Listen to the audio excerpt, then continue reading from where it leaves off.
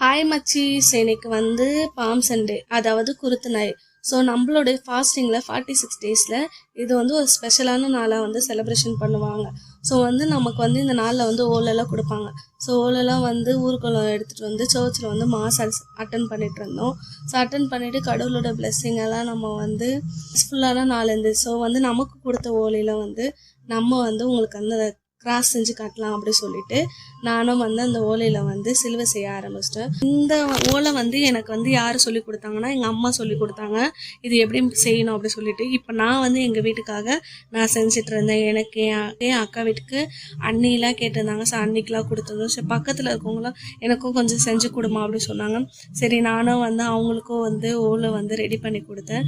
So வந்து இன்னைக்கு வந்து நாள் ரொம்ப பிளஸ்ஃபுல்லாக ஆயிடுச்சு. வந்து இன்னைக்கு வந்து நாள் ரொம்ப நல்லா போச்சு.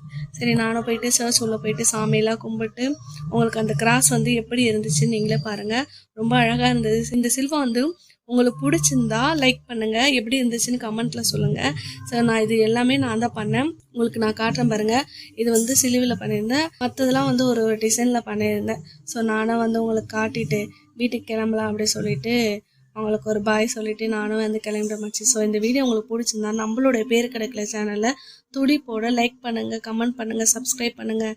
பை பை மச்சிஸ், நெக்ஸ்ட் வீடியோவில் பார்ப்போம்.